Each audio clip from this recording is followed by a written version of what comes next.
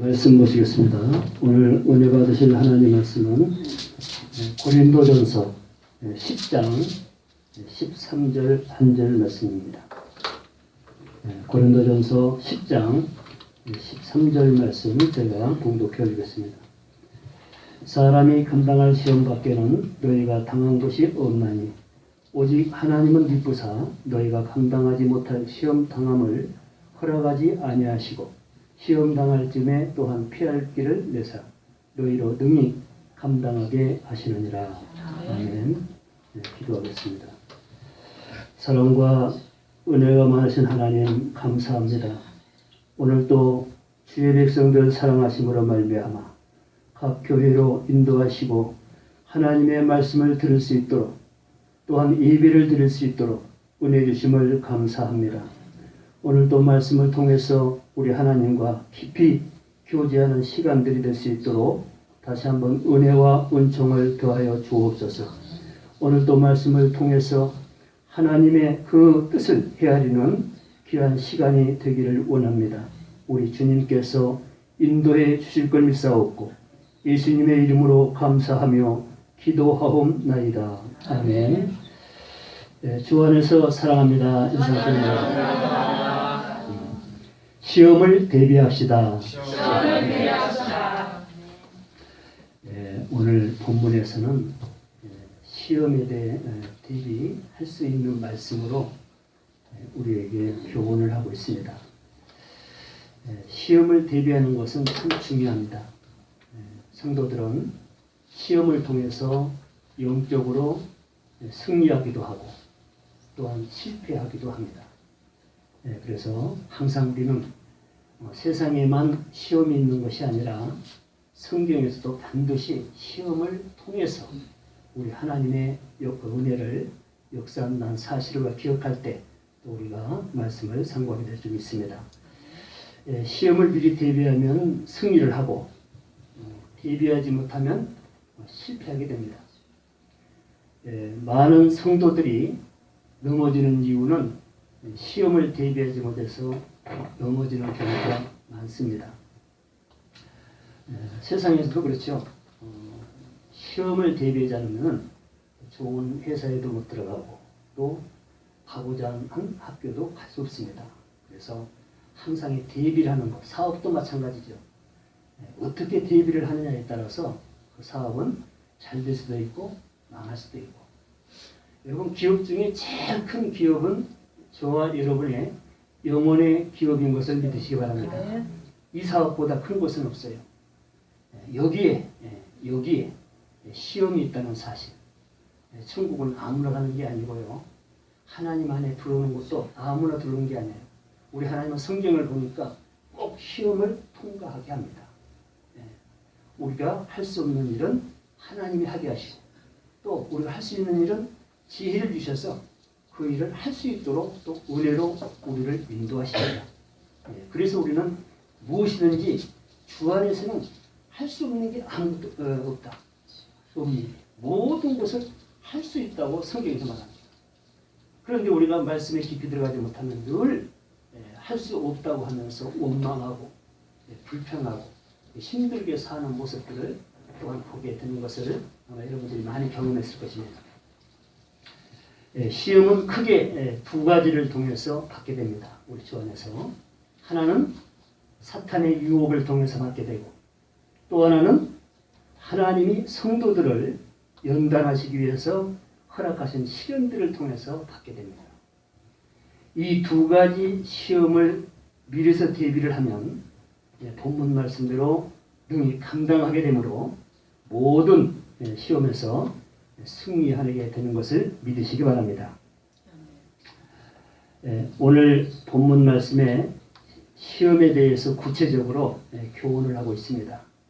뭐라고 교훈을 했는지 본문 말씀을 함께 읽고 말씀을 상고하면서 은혜를 나누도록 하겠습니다. 본문 말씀 함께 읽겠습니다. 시작. 사람이 감당할 시험 밖에는 너희가 당한 것이 없나니 오직 하나님은 미쁘사 너희가 감당하지 못할 시험 당함을 허락하지 아니하시고 시험 당할 즈음에 또한 피할 길을 내사 너희로 능히 감당하게 하시느니라. 아멘. 유혹과 시련을 통해서 온 시험은 모두 감당할 수 있다고 합니다. 주 안에서 믿음으로 인내하면서 하나님을 의지하면 감당할 수 있는 시험은 감당하게 되고, 도저히 아무리 노력해도 감당할 수 없는 시험은 시험 당할 쯤에 우리 하나님께서 피할 길을 열어주심으로 모두 감당할 수 있다는 것입니다. 믿으십니까? 그래서 우리는 시험은 여러 가지로 오는데, 사단이 주는 시험이 있고 우리 하나님께서 사랑하는 백성들에게 시련을 통해서, 징계를 통해서 주는 시험이 있는데, 이것은 하나님께서 우리를 너무나 잘 압니다. 그래서 이거는 주 안에서 믿음을 가지고 우리가 그 시험을 다 통과할 수 있다. 다 받아들일 수 있다. 그것을 오늘 본문에서 우리에게 깨달음을 주는 말씀인 것입니다. 중요한 것은 성도들이 무엇에 끌려 사탄으로부터 유혹을 당하고 시험을 받게 되는가입니다. 원인을 잘 알아야 유혹과 시험을 대비할 수 있는 것입니다. 유혹과 시험이 오는 원인, 야고보서 1장 14절에서 야고보가 말하기를, 오직 각 사람이 시험을 받는 것은 자기 욕심에 끌려 미혹됨이니. 됐습니까? 시험을 받는 것은, 사단으로부터 유혹을 받는 것은 전부 욕심 때문이라는 것입니다. 그런데 아마 이 부분은 쉽게 이해가 될 것입니다. 그런데 이해가 됨에도 불구하고 이 욕심을 놓지를 못해요. 가만히 생각해 보면 그래요. 크고 작은 모든 이 시험거리가 전부 이 욕심에서 온다는 사실. 근데 성경에서는 늘 욕심을 부리지 말라는 거예요. 마음을 풀라는 거예요. 욕심. 그래야 너희들이 마음이 편안하고 시험에 들 일도 없고, 귀신들이 절대 그 유혹할 일도 없고. 그래서 그걸 지적한 거예요. 이 말씀을 준비하면서 가만히 생각해 보니까 이 말씀 맞아요. 저와 여러분도 이 말씀을 이렇게 참고해 보면은 이해를 할 거예요. 아하, 이 시험을 받는 건 모든 것이 이 욕심 때문이에요. 욕심. 사람은 누구나 욕심을 가지고 태어나요. 살다 보면은 이렇게 이제 어떤 복음을 통해서 주 안에 와서 성경을 보고 말씀을 들어보니까 욕심이 무엇이며, 욕심이 왜 우리에게 해로운가를 설명을 해주고 있어요. 그래서 말씀을 잘 보고 하나님의 은혜를 가진 사람은요, 욕심을 부리지 않아요. 왜? 여러분, 이 욕심이 나에게 해가 된다면 그 욕심을 부리겠어요? 모르니까 욕심을 부리는 거예요. 그런데 사단이 늘 우리의 마음을 아는 신은 둘이에요. 우리 하나님의 신이 저와 여러분의 마음을 알고, 사단도 우리의 마음을 알아요. 사단. 근데 그 위는 사단보다 더 잘하신 분은 우리 하나님이시죠. 그래서 우리 사단이 보이지 않는 세계에 저와 여러분의 마음을 뻔히 들여다보고 있어요. 사단은 이 땅에 온 이유가 뭐냐면은 하나님의 일을 방해하는 그 목적을 가지고 이 땅에 왔어요. 사단이. 그래서 이제 우리는 그 사단의 속성을 알아야 되고, 그 사단이 누구에게 덤비는가, 누구를 유혹하고 있는가, 내가 그동안에 어떤 유혹에 늘 시달렸는가, 그것으로 인하여 받은 시험이 얼마나 컸는가, 이런 것을 늘 헤아려 봐야, 아하, 이 욕심이 이게 무서운 것이구나. 그렇잖아요. 여러분, 이 땅에 행복이라는 게 뭐예요? 마음에 근심이 없는 것이 행복이에요. 그죠? 그런데 이 욕심에 들어가면은 절대 근심 안 할 수가 없어요. 이 욕심은 있는 거 없는 거 상관없어요. 있는 사람도 욕심 부릴 수 있고 없는 사람도 욕심 부릴 수 있어요. 그래서 이 욕심, 그래서 무서운 거예요. 그래서 항상 우리가 주 안에서 말씀을 보면서 시험이 왜 드는가? 왜 사단들이 우리를 무엇으로 유혹을 하는가? 이 원인을 알면 우리가 피해갈 수가 있잖아요. 우리 하나님께서는 말씀을 통해서 피할 길을 주신다고 성경에서 말씀을 하고 있어요. 피할 길이 있어요. 우리는 절대적입니다. 모든 피조는 우리 하나님의 손아래에 있기 때문에 우리 중심으로 피조를 주셨어요. 우리 중심으로, 우리 생명 중심으로. 그래서 성경대로 가면은요, 우리의 생명은 누구도 건들 수 없게 돼 있어요. 성경대로 가면 주 안에 들어오면은, 말씀을 보면은, 말씀을 상고해 보면은 어느 누구도, 어떤 세력도 우리의 생명을 손댈 수가 없게끔 우리 하나님께서 피할 길을 이미 지어 놓으셨어요. 그래서 우리가 이 말씀이 우리에게 유익한 것이고, 말씀이 생명이라고 하고, 말씀이 하나님이시라고 하고, 말씀이 사랑이라고 하는 겁니다. 그래서 여러분, 우리가 이 욕심이 얼마나 무서운가를 어디서 알았어요? 세상은 모릅니다. 그런데 우리는 성경을 통해서 알았어요. 그렇으면 성경을 통해서 알았으면 그 욕심에 대한 관심을 가져야 됩니다. 우리 인생이 살면 얼마나 살겠어요? 사는 동안 필요한 만큼이 우리의 것이 소중한 것입니다. 거기까지는 욕심이라고 볼 수가 없어요. 자연스러운 현상이에요. 근데 그 이상의 것을 끌어들이는 게 바로 욕심입니다. 이상. 이스라엘 백성들이 광야 생활 40년을 하면서 하나님께서 이제 모든 것이 내 것이라는 것을 보여주기 위해서 먹는 것도 하나도 없이 애굽에서 데리고 나와서 광야로 데리고 왔어요. 광야는 아무것도 없어요. 먹을 것도 없고요. 고기도 없고 아무것도 없어요. 그래서 하나님께서 만나를 주시는데 만나를 딱 하루권만 주는 거예요. 근데 또 거기서도 욕심을 부려가지고 이틀치 가져간 사람은 그 하루권은 다 썩어버리게 만들어서 하나님께서. 거기에서 많은 걸 깨닫게 되는 거예요. 여러분, 꼭 썩어야 썩은 것이 아니라 그 필요 이상의 것은 썩는 것 이상으로 가치가 없다는 거예요. 그것 때문에 우리가 마음에 심령을 끓이고 욕심을 부리고 육체를 훼손해가면서 마음의 상처를 입어가면서 이웃에 피해를 주가면서 우리가 세상을 사는 거예요. 이 얼마나 어리석은 짓인지 몰라요. 그렇잖아요. 우리가 이 땅에 올 때 무엇을 가지고 왔어요? 10원 한 장 가지고 왔습니까? 아무것도 가지고 못 갔어요. 갈 때 10원 한 장 가지고 갑니까? 아무것도 못 가져. 그러니까 모든 물질의 세계는 내가 이 땅에 사는 동안만 유익한 거예요. 거기까지가 우리 하나님께서 허락하신 거예요. 그 이상은 다 욕심이라고, 욕심.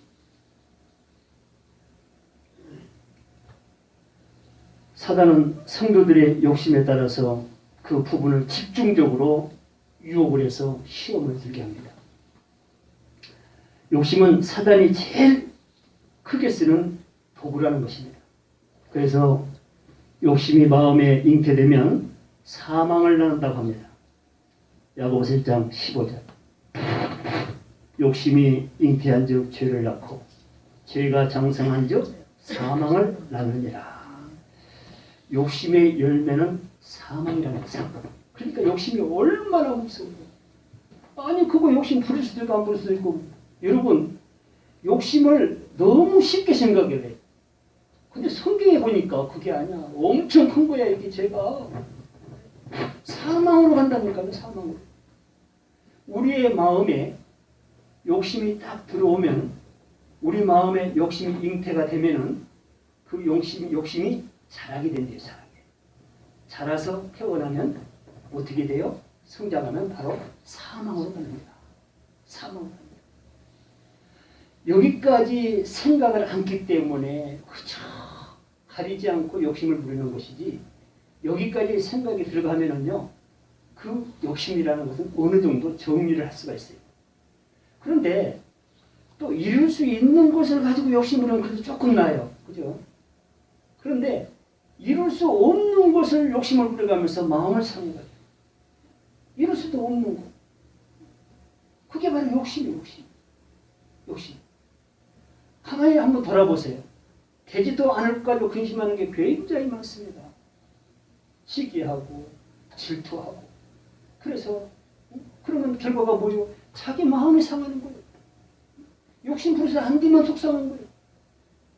그런데 대만 괜찮으냐? 대만 역시 그것도 좋은 일이라 성격이 보니까. 욕심의 것은 돼도 문제, 안 돼도 문제. 근심은 똑같아. 되면 되는 대로 거기에 욕심이 들어가 있고, 안 되면 안 된 대로 마음이 상하고. 욕심은 좌우지간 우리에게 유익한 것이 아니다. 유익한 것이 아니다. 그래서 성경에서는 이 정도를 딱 정해놔서 정도. 그걸 찾는 게 지혜고, 그걸 찾는 게 은혜라고 합니다. 그 정도. 정도. 우리가 아무리 좋은 음식도 그 정도가 있어요. 아무리 영양가가 많은 것도 많이 묻다고 생각이 아니에요. 많이 묻으면 큰일 나요. 그 정도. 그 정도를 지키는 게 지혜야, 지혜. 하나님 그렇게 성경 지어놨어요. 우리에게 자유를 주시면서 말씀을 줬어요. 그래서 우리가 말씀 없이는 절대 정도를 찾을 수가 없어요. 세상 사람은 그래서 정도가 없는 거예요. 무한히 뭐야. 그래서 성경에서는 사랑하는 백성들에게 정도를 딱 말씀으로 정해놓고 그걸 깨닫게 지혜를 주셨어요. 지혜. 그 적당이라는 게 얼마나 좋은 건지 몰라요. 적당히 정도. 딱 여기까지가 네 것이고 너에게 유익한 것이다. 요 이상은 욕심이다. 요 이상은 이건 들어와도 문제, 나가도 문제. 여기까지. 그렇잖아요. 도대체 우리의 생명은 어디까지인가? 부라는 게 도대체 어디까지를 부라고 하는가? 어디서부터 부라고 하는가? 어디까지가 유익인가? 참 이게 중요한 것 같아요. 사랑하는 자녀들은 부모들에게 어디까지 유익인가? 자녀들은 그 부모에게 어디까지 유익인가? 성경에 보면 선이 나와 있어요. 선이 나와 있어요. 이 이상은 전부 욕심이에요. 자식도 내 자식이라고 내 마음대로 끝까지 되는 게 아닙니다, 여러분. 그 욕심 놓으셔야 돼요. 하나님은 딱 때가 되면 풀어주라고 그랬어요. 그것이 인생이에요, 인생. 이렇게 수없이 우리가 성경을 보고 하나님의 지혜를 가지고 산다고 하면서 세상에 그 욕심도 모르고, 응? 욕심이 얼마나 무서운 건지도 모르고 욕심을 부린다면 그 사람이 과연 성도인가? 그 사람이 과연 하나님의 백성인가? 그 사람이 지금 말씀을 보고 사는 사람인가? 이런 것을 깨닫게 하는 거예요.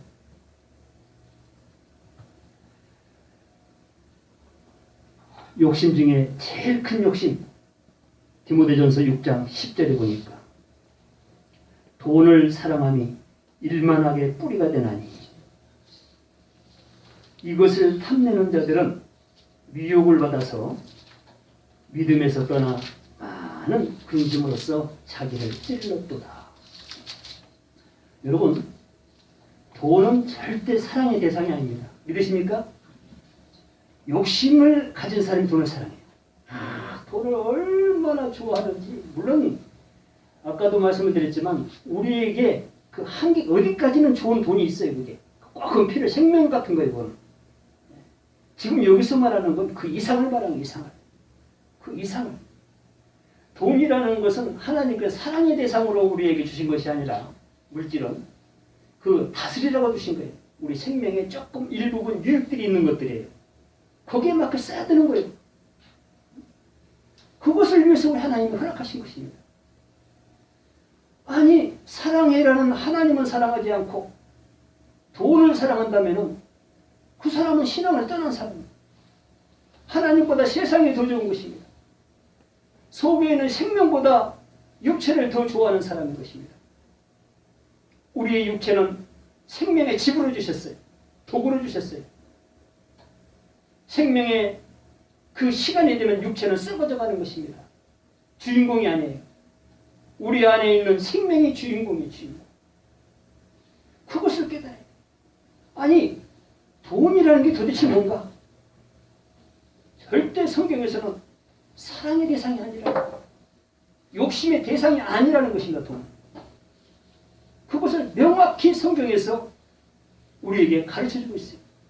만약에 돈을 사랑하게 된다면 그 돈이 일만 악의 뿌리가 된다. 천만도 아니에요.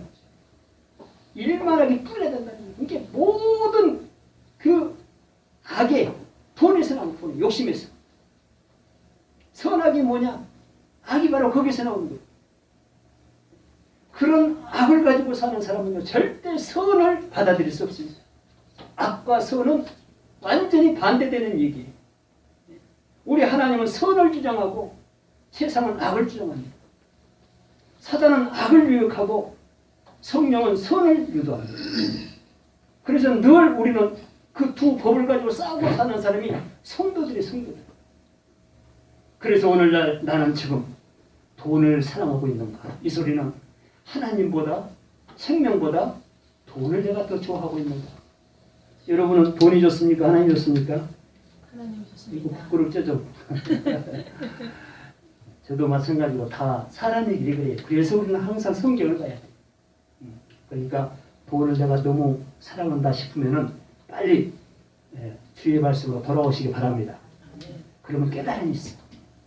그렇잖아요. 돈이라는 적당히 땀 흘려서 벌어서 사는 동안 그저 굶어 죽지 않고 너무 피해 주지 않고 살면 그게 돈이잖아요. 왜 그 필요 이상을 가지고 왜 세상 사람들하고 똑같이 욕심을 부려가면서 그렇다고 이제 굶어 죽지도 않는데 그 이상이 뭘 그렇게 만약에 성경에서 보니까 좋은 일을 많이 해라고 성경 기록되어 있어요. 그래서 그쵸, 좀 사랑하는 마음으로 좀 쓰려고 욕심을 부르면 그건 욕심이 아니에요. 그건 하나님이 좋아하는 거예요. 나누려고 욕심 부리는 건 욕심이 아니야. 쟁여 두려고 욕심 부리니까 욕심이지. 나누려고 하는 건 우리 하나님 얼마든지 나누랍니다. 나눔의 대상에 돈은 절대. 그 사람이 돈을 지금 잘 다스리고 있다. 돈이 뭔데 도대체? 내 안에 생명이 있는데 천하보다 귀한 생명을 가지고 사는데 한 가정에 그러한 생명이 세 생명, 네 생명이 있는데 그 돈 그까지 이렇게 끌려서 몇 푼에 끌려서 그 안에 생명이 힘들어 한다면은 이 사람은 세상을 바로 살고 있는지 하나님의 자녀라고 해서 살고 있는지 이런 거를 돌아봐야 돼요. 여러분 진짜 돈 사랑함이 일만하게 뿌리가 된다고 믿는다면은 다시 한번 우리가 돈에 대해서 아마 생각을 해야 될 것입니다.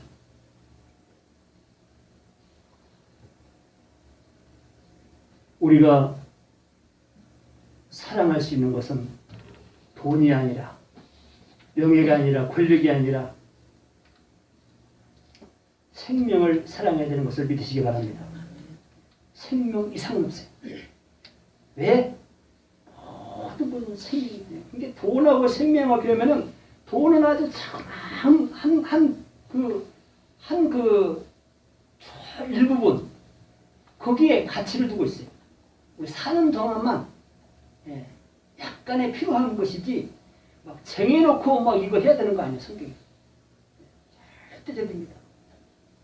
그래서 세상에 쌓아놓으면 다 흙이 되지만 정말 선함을 통해서 나눔을 통해서 그런 부분들은 어디에 쌓인다고 그랬어요? 하늘에 쌓인다고 합니다. 하늘에. 그 사람이 돈을 사랑하는 것이 아니라 생명을 사랑하는 성도이다.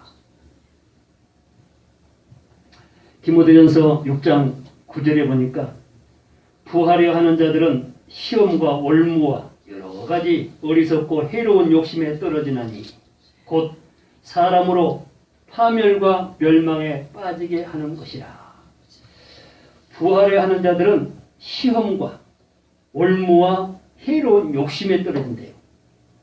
그래서 파멸과 멸망에 빠지게 하느니라. 무엇이? 시험과 올무와 해로운 욕심이 이 파멸과 멸망에 빠지게 하느니라. 그렇습니다.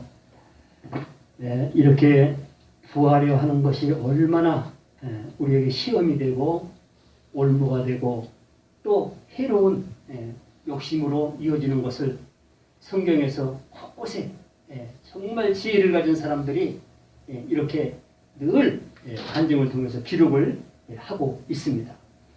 그래서 저와 여러분들은 부하려고 몸부림치는 것이 아니라 그저 하나님께서 우리에게 주신 사명을 감당하기 위해서 노력한다면 아마 우리 하나님께서 절대 저와 여러분 그냥 두지 않을 것입니다.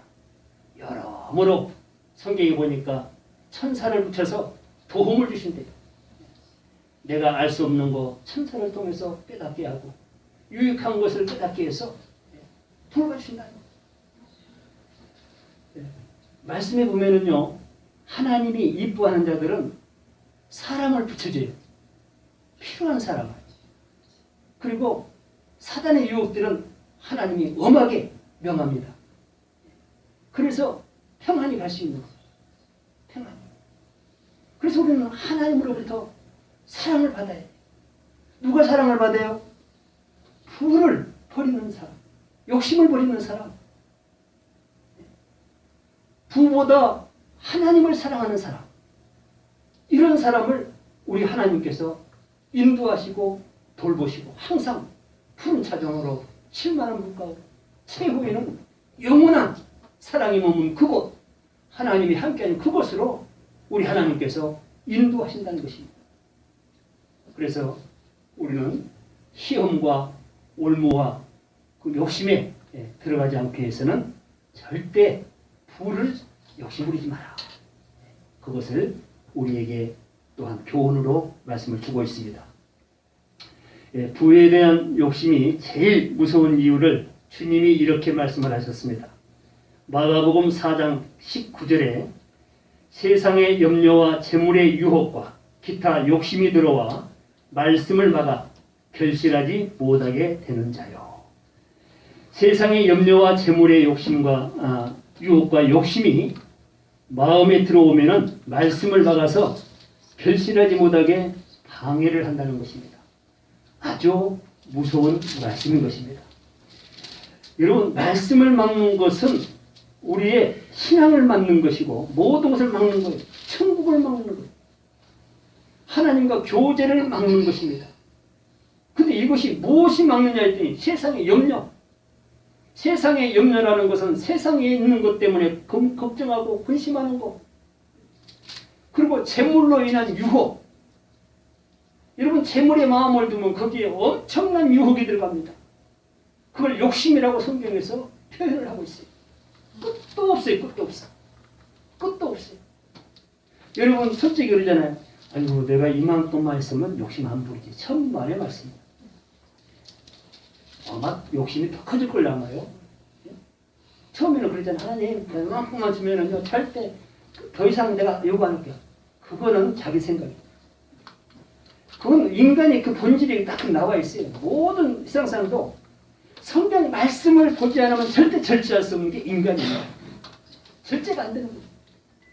그래서 그 성령의 9가지 열매의 절제를 또 절제. 얼마나 절제가 소중한지. 절제가 욕심을 절제합니다. 우리에게 필요하지 않는 그거를 절제합니다. 악을 절제합니다. 얼마나 중요한지 몰라요. 그래서 우리의 마음에 욕심이 들어오는 무서운 이유는 그 말씀이, 그 욕심이 무엇을 막는다고요? 들어도 몰라, 들어도 몰라. 말씀을 막은데 말씀을 막. 여러분, 말씀을 막게 되면 큰일 나요? 안 큰일 나요? 큰일 나요. 큰일 나는 거예요. 하나님과 교제를 끊게 하는 거예요. 무엇이? 세상의 염려가, 세상의 염려가, 사단의 유혹이 들어오게 되면은 그 길을 열어주면은 이것들이 하나님 말씀을 막는다는 거예요. 지금도요, 세상에 지금 무엇을 갖고 있는 사람들은 이 말씀 들어오지 않을 거라 아마. 세상의 것만 지금 생각하고 있으면 절대 말씀 안 들어요. 그렇게 돼 있어, 성경에 보니까. 세상을 살면서도 그래요. 재물에 관심이 있으면요, 그것만 찾아가고 거기에서 유익을 찾기 위해서 별 생각을 다 해요. 그때 사단이 쏙 들어오는 거예요. 왜? 그 마음을 알게 돼요. 그래서 유익이 된다고 한 곳에 인도합니다. 거기 이제 끌려가기 시작해요. 그래서 사단의 종이 시작이 되는 거예요. 사단. 사단은 절대 저와 여러분을 사랑하지 않습니다. 방해자로 이 땅에 사탄이 왔어. 하나님 일에 방해하는 게 사탄이요. 근데 무엇을 제일 큰 도구로 쓰는가? 이 욕심의 도구. 사람은 이걸 좋아해. 그럼 좋아한 거 준다고 그러면은 얼른 올 거야. 이거를 이용을 하는 거예요. 여러분 바다에서 물고기 큰 걸 낚으려면 그 물고기가 뭘 좋아하는지를 알아야 돼요. 먹을 때는 기가 막히게 맛있는 거예요. 그거 채 올라올 줄 어떻게 알았어 그거. 응? 그 낚싯바늘에 걸릴 줄 어떻게 알았어. 먹을 것만 본 거예요. 그 안에 낚시 있는 거 모르고 자기 생명을 죽이는 그 낚시 바늘이 있는 거 모르고 포장되어 있는 먹는 것만 보는 거야. 먹는 것만 보는 거야. 우리가 부린 그 욕심 안에 우리가 원하는 그 부 안에 그 바늘 같은 낚시가 들어있다는 사실을 우리가 깨달아야 되는 거예요. 그걸 깨닫는 자가 바로 지혜자이고 그걸 깨닫는 자가 내 안에 심어진 그 말씀을 절대 방해하지 못하게 방어를 할 수가 있는 것입니다. 여러분 우리 안에 악이 자라야 되겠어요? 선이 자라야 되겠어요? 하나님의 말씀이 들어와서 씨앗이 되면은요, 절대 그 말씀이 성장이 되면은요, 세상의 염려, 재물의 욕심은 들어올 수가 없어요. 근데 세상의 염려가 먼저 자리를 크게 잡으면은 말씀이 말인다. 우리가 농사를 지면은 잡초를 뽑아주고 피를 뽑아줘요. 그 피가 아주 어떻게 보면은 그 본 벼보다 더 건강해가지고요, 더 잘 커요. 그거 뽑아주지 않으면은요, 그 옆에 상해. 그래서 그거를 뽑아준다고 못해요. 왜? 옆에 그 보호하려고. 그래서 내 안에 혹시 말씀을 막을 수 있는 세상의 어떤 염려가 지금 잉태되고 있는지, 성장하고 있는지, 사단의 유혹이 지금 이 말씀을 막고 있는지, 이런 것을 좀 관찰해라는 것입니다. 관찰. 그것도 모르고, 그죠? 여러분, 말씀에 보면은요, 제일 억울한 게 뭐예요? 사단에게 속는 게 제일 억울한 거예요, 세상에. 아니, 말씀은 생명이라고 하면서 그 말씀을 막는 사단의 유혹을 가지고 산다면 얼마나 불쌍하고 어리석고, 응? 얼마나 크게 속은 자예요. 그런데 속고 사는 사람이 많다는 얘기만. 예수님도 요것들이 예수님이 40일 금식을 하고 광야에서 금식을 하고 이제 사역을 준비하는 과정에 준비를 하고 있는데 사람들이 감히 예수님을 시험하려고 쫓아오고 그래가지고 예수님이 배고픈 걸 알아요. 사람의 옷을 입었으니까 일단 사람을 보고 일단 저도 알면서 안 될 것 같아요. 알면서 한번 혹시 뭐 건드려 보는 거야. 예수를 와서 예수 배고픈 걸 알고, 야 이거를 너는 하나님의 아들이니까 능력이 있잖아. 그러니까 이 돌들을 떡대가 대사하면 떡대면 먹으면 되잖아. 뭐 이렇게 배고파 힘들어해. 이렇게 유혹을 하는 거야. 사단은요, 갈급할 때 덤벼요. 갈급할 때. 우리 사람이도 마찬가지요. 배고플 때 뭐가 좀 갖고 필요한 거 있을 때 그걸 가지고 누구한테 사람들이 장난해요. 근데 예수님처럼 하나님의 말씀을 갖고 있으면 그 말씀이 그를 뿌리칩니다. 근데 그 말씀이 없으면은요, 덜컹하고 받아먹고 큰일 나는 거예요. 큰일 나는 거예요. 근데 예수님은 말씀으로 다 그렇게, 야 우리 인생은 떡으로 사는 게 아니다. 말씀으로 사는 것이다. 응? 이래가면서 사단을 혼내줬어요. 그리고 또 명예를 가지고, 사람도 명예를 얼마나 좋아해. 명예가 생명처럼 여긴 사람이 있어야죠. 또 그걸 사단이 잘 알아요. 명예 될 만한 거 가지고 또 유혹을 하는 거야. 유혹하는 거야. 너는 하나님 아들이니까 얼마나 건재한 사람이야. 성전에서 뛰어내리면 천사들을 보면서 바다를 까이냐. 이래가면서 막 예수를 막. 그런데 예수님이 뿌리쳤어요. 합담을 해요. 그런데 사단의 하나님 자기의 갖고 있는 저기가 있기 때문에 절대 거기 속지 않는다는 거예요. 그래서 세 가지 주님께서 말씀을 통해서 물리쳤습니다. 여러분, 우리가 세상에 살면 이 비슷한 사건들이 굉장히 유혹을 합니다. 근데 이런 말씀을 가지고 있으면 다 물리칠 수 있어요. 거기에 쩔쩔매고 종이 된 것은 말씀이 없었기 때문에, 말씀보다도 먼저 세상의 염려가 들어와서 자리 잡고 있기 때문에 말씀이 들어오는 걸 우리 세상이 먹는 거예요. 그런데 예수님처럼 우리가 오늘도 이 말씀을 지금 듣고 있어요. 듣는 것은 우리 마음 안에 심는 것입니다. 이 말씀 한 주간만 우리 말씀에 담아놓으면요, 한 주간 동안 절대 우리는 사단에게 속지 않습니다. 사단이 주는 염려하지 않습니다. 유혹에 절대 속지 않습니다. 그 사람이 평안한 사람이요, 행복한 사람이요, 하나님의 사람이요, 말씀이 있는 사람이요. 말씀은 검이라고 했어요. 말씀은 못 이길 게 없어요. 말씀으로 창조를, 이 모든 우주 세계를 참먹기 때문에 말씀 위에 있는 건 아무것도 없어요. 피조 세계 전부 말씀으로 지은 것들이. 그래서 말씀이 들어오면 다 선물이 가치가 이해가 되고, 어디까지가 필요한 것이며, 왜 우리 하나님께서 이 땅을 주셨는지, 우리에게 옆에 사단을 두었는지, 왜 시련을 통해서 우리를 연단하시는지 전부 답이 나와 있어요. 답이 나와 있어요. 그래서 말씀으로 들어가면 안 풀어질 게 없어요. 죽음도 풀어지고요, 모든 것을 회복할 수가 있습니다. 그런데 반대로 세상의 염려가 먼저 들어오면 그 염려가 말씀을 안 듣는다. 불을 기회를 안 준다. 지금까지는 사단의 유혹에 대해서 살펴보았습니다.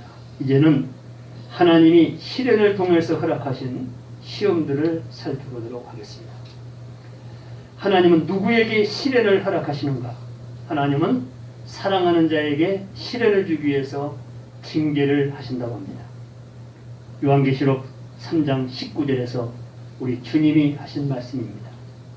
무릇 내가 사랑하는 자는 나를 책망하여 징계하노니 그러므로 내가 열심을 해라. 회개하라. 회개하라고 징계로 시련을 우리 하나님께서 허락하신다는 것입니다. 네, 우리 인생을 살아가면서요, 사람들은 그래요. 성경을 모르면, 하나님을 모르면은 이 징계를 싫어하고요, 시련을 싫어하고 고난을 싫어합니다. 근데 성경에 보니까 이 징계가 얼마나 우리에게 유익한 것인지, 시련을 통해서 고난받는 것이 얼마나 나에게, 우리 가정에게, 교회에게, 하나님의 백성들이 유익한 것인지를 성경에서 말씀하고 있습니다.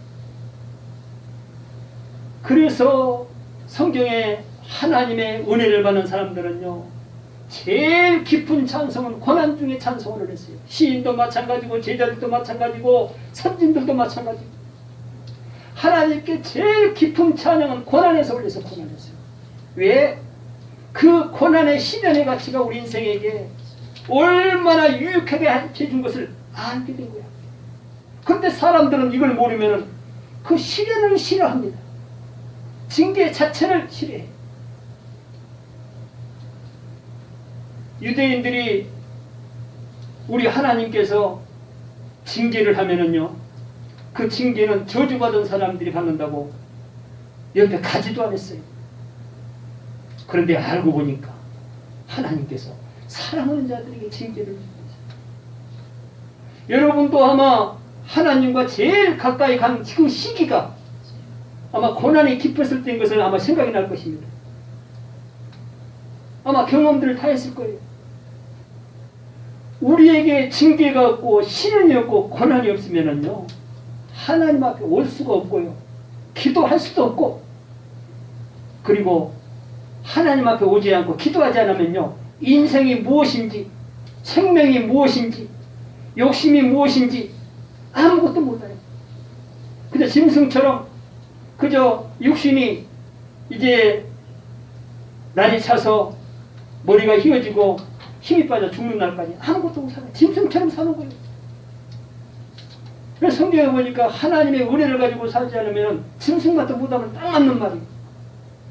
여러분, 짐승은 죽으면 절대 천국 지옥이 없어요. 사람은 죽으면 천국 지옥이 있습니다. 만약에 지옥 갈 사람이라면 짐승마다 모든 사람이고는 맞죠? 짐승은 지옥이라는 게 없어. 안 가. 천국도 없지만. 근데 사람은 하나님의 은혜를 가지고 살지 않으면은, 욕심을 가지고 살면은, 사망에 떨어지게 되면은 절대 천국은 갈 수 없고 지옥으로 가는 거예요. 그러니까 그 사람은 짐승이 부러울 거야. 그래서 짐승만 또 못 잡아. 짐승만. 혹시 나는 짐승만 또 못한 인생을 살고 있는가? 나는 죽으면 진짜 짐승을 부러워할 사람인가? 나는 지금 그런 욕심을 가지고 정말 짐승만도 못한 그런 삶을 가지고 있는지, 이런 걸 돌아보는 게 우리 하나님 백성들이고 말씀을 보는 사람이고 듣는 사람이고 깨달은 사람인 것입니다. 그래서 우리 하나님께서는 우리 사랑하는 자들에게 징계를 주시는 거예요. 시련을 통해서 고난을 주시는 거예요. 깨달은 사람은 고난이 얼마나 유익한지 그 고난을 가지고 하나님을 찬양합니다. 하나님 감사합니다. 이 고난을 통해서 하나님을 알게 하시니 감사합니다. 인생을 새로 시작할 수 있는 은혜를 주시니 감사합니다. 이제는 생명이 무엇인지, 욕심이 왜 우리 인생에게 불필요한 것인지를 깨닫게 해주시니 감사합니다. 이래가면서 하나님을 찬양하고 하나님과 교제하면서 가는 것입니다. 야고보는 이유를 이렇게 말했습니다. 야고보서 1장 13절, 야고보서 1장 3절에 이는 너희 믿음의 시련이 인내를 만들어내는 줄 너희가 알지라. 믿음의 시련이 인내를 만들어낸대요. 여러분, 우리 하나님의 백성들이 인내를 모르면 절대 천국 갈 수 없는 것을 믿으시기 바랍니다. 인내하는 자만이 천국 갈 수 있고, 인내하는 자만이 사명을 다할 수 있고, 인내하는 자만이 사랑을 실천하고, 인내하는 자만이 우리는 하나님의 명령을 따라갈 수 있는 것입니다. 인내라는 것은 쉬운 일이 아니에요. 여러분은 주 안에서 지금 인내하고 있습니까? 그 시련을 감당하기 위해서 인내하고 있습니까? 고난에서 유익을 찾기 위해서 인내하고 있습니까? 인내가 얼마나 소중한지. 세상에서도 인내 없이는 아무것도 할 수 없어요. 농부도 마찬가지고 모든 사람들이 인내에서 결실을 우리 하나님께서 정해놓기 때문에 인내하지 않고 얻는 건 전부 잘못된 사상입니다. 그렇다면 인내는 무엇을 이루는가? 로마서 5장 4절을 보니까 인내는 연단은 소망을 이루는 줄 아니로다. 여러분, 인내가 이렇게 좋은 것입니다. 인내를 통해서 연단하게 되면 그 연단을 통해서 소망을 알게 되고, 소망을 알게 되면 이룰 수 있다는 거예요. 우리 성도들의 소망은 아주 생명처럼 소중한 것들입니다. 소망은 앞으로 일어날 일들을 마음에 담고 있는 게 소망입니다. 그렇게 꼭 되리라고 믿고 있는 그 마음이 바로 소망을 가지고 있는 사람. 이런 사람이 인내를 통해서 소망을, 이게 소망은 인내하지 않고는 절대 우리가 소망을 가질 수가 없는 것입니다. 가질 수 없다는 것은 그 소망을 이룰 수가 없다는 것을 말씀하고 있습니다. 인내가 이루어지는 것은 또 있습니다. 히브리서 10장 36절에 기록된 말씀입니다. 너희에게 인내가 필요하면 너희가 하나님의 뜻을 행한 후에 약속하신 것을 받기 위함이다. 성도들의 모든 소망은 하나님이 성도들에게 약속하신 약속입니다. 이 약속들은 그냥 받는 것이 아니고 하나님의 뜻을 향한 후에 받을 수 있다고 합니다. 하나님의 뜻을, 복음을 말합니다. 복음을 이루기 위해서는 징계로 인한 시련들을 인내함으로 하나님의 약속을 받을 수 있음을 말하는 것입니다. 맞습니다. 우리에게 인내가 꼭 필요한 것은 하나님을 일을 하는 과정에 어려움이 많다는 거예요. 시련을 이기기도, 고난을 이기기도, 그 안에서 하나님의 음성을 들으면서 깨닫기도 너무나 소중합니다. 그래서 그 인내를 통해서 우리가 그 일을 잘 하는 뜻을 이루면은 우리 하나님께서 약속하신 그 약속을 우리에게 주신다. 하나님의 약속하신 것은 저와 여러분이 절대 버려서도 안 되고 포기해서도 안 되는 것입니다. 그걸 버리는 건 생명을 버리는 것이고, 그것을 받는 건 생명을 받는 거예요. 그 생명이 이 땅의 생명이 아니라 영원한 생명을 말하는 것을 말씀을 통해서 우리를 깨달음을 주고 있습니다.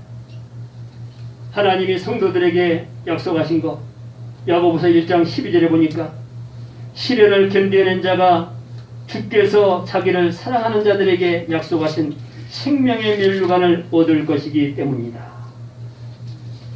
여러분, 이 약속을 꼭 받으시기 바랍니다. 생명의 면류관을 받을 수 있다고 합니다. 누가? 시련을 견디는 자가. 하나님의 은혜로 시련과 고통을 통해서 하나님의 뜻을 발견한 자가, 그 자에게 우리 하나님께서 생명의 면류관을 예비해 놓고 그에게 그것을 허락하신다는. 여러분, 올림픽의 선수들이 면류관 하나 받기 위해서 얼마나 피나는 노력을 해요. 우리는 이 생명의 면류관을 놓고도 그렇게 노력하지 않습니다. 그들은 썩어질 면류관을 위해서도 그렇게 노력하고 애쓰고 힘쓰는데, 성도라고 하면서 우리가 이 면류관을 무시하고 그냥 받는 것처럼 우리가 살아간다면 얼마나 어리석은 것인가. 성경의 인물들도 전부 그냥 면류관 받은 사람이 없어요.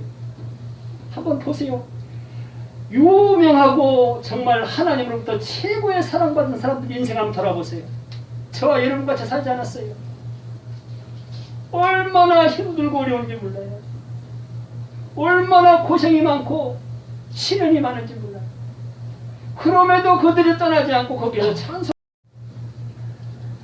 로마서 8장 18절에서는 생각하건대 현재의 고난은 장차 우리에게 나타날 영광과 비교할 수 없도다. 시편 26편 2절에 보니까 여호와여 나를 살피시고 시험하사 내 뜻과 내 양심을 단련하소서. 단련하소서. 하나님께 간절히. 여러분은 단련을 피하려고 하지만 이 하나님의 속성을 안, 그 시련이 얼마나 내 마음을 단련하는 그 도구가 되는 것을 알고 감사하고, 하나님이여 내 양심을 단련하소서. 시련과 고난을 통해서라도 이 양심을 단련하여 주옵소서. 이렇게 고백하는, 이것을 모르면 이 시련을 떠나게 해달라고 기도할 것입니다. 그렇지 않아요. 오히려 평안한 마음을 가지고 하나님이 깨달을 수만 있으면 내 양심을 단련하여 주옵소서. 시련을 통해서 고난을 통해서 얼마든지 감당할 테니 하나님 연단하여 주옵소서. 이 기도를 뒷받침하는 말씀이 잠언 17장 3절에 기록되어 있습니다. 도가지는 은을, 풀무는 금을 연단하거니와 여호와는 마음을 연단하시느니라. 도가니와 풀무가 황석을 녹여서 금과 은을 분류한 것처럼 저와 여러분은 시련과 그 고난을 통해서 우리의 마음에 그 아주 소중한 것을 찾아낸다. 얼마나 중요해. 고난과 시련이 없으면 절대 우리의 마음은 하나님으로 향할 수가 없다는 것을 말씀하고 있습니다. 시험을 대비하라. 어떻게 시험을 대비할 것인가? 시험에 들지 않도록 기도해라고 합니다. 누가복음 22장 46절에서 우리 주님이 말씀하십니다. 이르시되 어찌하여 자느냐? 시험에 들지 않게 일어나 기도하라. 여러분 혹시 자고 있지는 않는지 돌아보시기 바랍니다. 우리 주님이 하시는 말씀이에요. 어찌 자느냐? 지금 시험을 준비할 때, 시험을 대비해라. 앞으로 무수히 시험이 될 텐데 그렇게 여유가 있느냐? 왜 그렇게 기도를 안 하느냐? 뭘 믿고 그렇게 자고 있느냐? 이걸 되묻는 거예요, 여러분. 오늘은 저와 여러분에게 지금 말씀하신 거예요. 왜 자고 있냐? 기도하라고. 이제 좀 깨워서 기도하라고. 기도는 사단의 유혹을 뿌리치고 하나님이 사랑하시는 자들에게 허락하신 시련과 고난을 감당하는 일로 시험을 대비하게 합니다. 농부가 일할 시간에 일하지 않고 잠만 자면 추수할 곡물을 대비하지 못합니다. 농부가 일하는 목적은 오직 생명 같은 곡물을 얻기 위함입니다. 성도들이 시험에 들지 않게 기도해야 할 이유는 마가복음 14장 38절에서 이렇게 말씀하십니다. 시험에 들지 않게 깨어 있어 기도하라. 마음의 원이로되 육신이 약하도다. 여러분, 우리의 육신이 약해서 기도해야 돼. 전부 시험에 든 것은 육신이 약한 거. 마음이 강하지 못하면은요, 육신을 다스리지 못해요. 육신이 마음을 끌고 갑니다. 육신 하자는 대로 가는 거예요. 그런데 우리 마음 안에 말씀이 심어져 있으면은요, 그 말씀이 육신을 다스려요. 힘들어도 가기 싫다고 해도 끌고 갑니다, 육신. 그래서 우리 주님이 그걸 잘 알아요. 이것을 기도해라, 이걸. 너희들 전부 시험에 든 것이 뭐냐?